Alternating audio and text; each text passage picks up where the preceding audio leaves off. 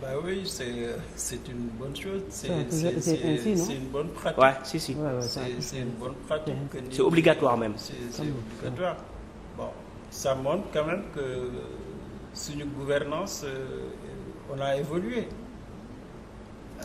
Au temps de Senghor, kan moo ñëwoon wax Senghor ñaata ngay laal par weer wala loo am comme am.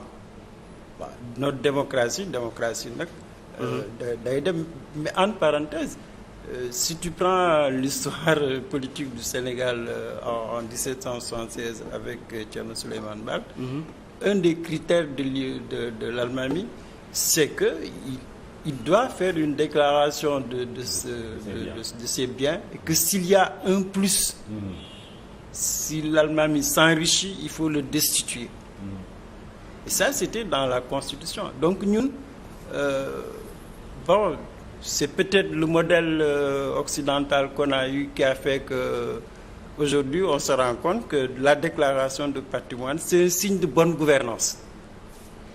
Que jël nga nguur lii nga am comme alal ñëpp teg seen bët.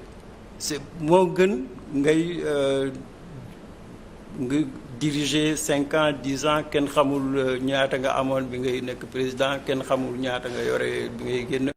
Je pense que c'est bon pour notre démocratie s'il y a, en tout cas, il y a une volonté de transparence de l'État. La polémique bi si juutu nag. La polémique, elle est inévitable. Hein. Mais président bu ñuy laaj bon da nga waroon def déclaration patrimoine mu def ko tout est clair mais loolu est-ce que jaar na polémique. Non, objectivement. Bon, am na ñoo xamante ne à chaque fois dañuy jéem a trouver la petite bête quoi, genre par exemple président le fait que lu mu jëndee terrain bi ak lu mu tabaxee boo cumulé yooyu yëpp ëpp na nee nañ am na yoo xam ne ay fonds communs yoo xam ne daf ko doon percevoir boole ko ci déclaration boobu yooyu yëpp jur na ay polémique ba pare ba mu demee de premier déplacement Mbour mu doon wax kenn mënul concevoir benn nit am ay hectares te bon am na gis nañ ni moom il détient 4 hectares par exemple voilà.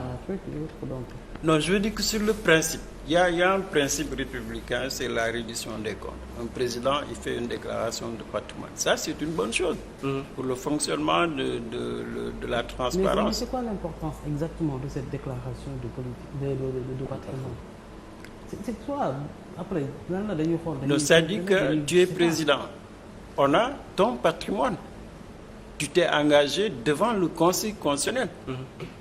Donc au moins on sait que tu as des biens, voilà comment tu as eu les biens, tu as des dettes, tu as tel salaire, etc., etc.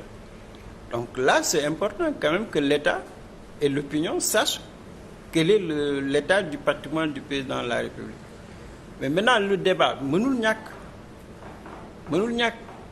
Les Sénégalais ils sont comme ça mënoo ci dara. C'est comme ça. Mais ce que les Sénégalais ne comprennent pas, c'est pourquoi l'enseignant est pauvre. Ouais. Pourquoi le bureaucrate est riche? Quand même. C'est cette inégalité-là qui pose problème. Bravo, Doyen. Non, c'est ça que les gens ne comprennent pas.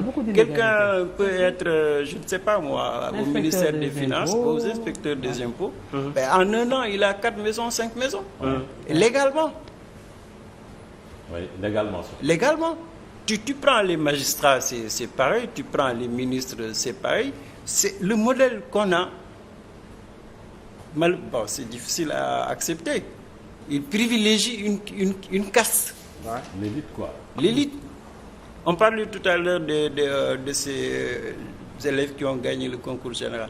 Mais à l'époque de Senghor, les gens ne s'imaginent pas. Senghor, il prenait des gens qui les craquent.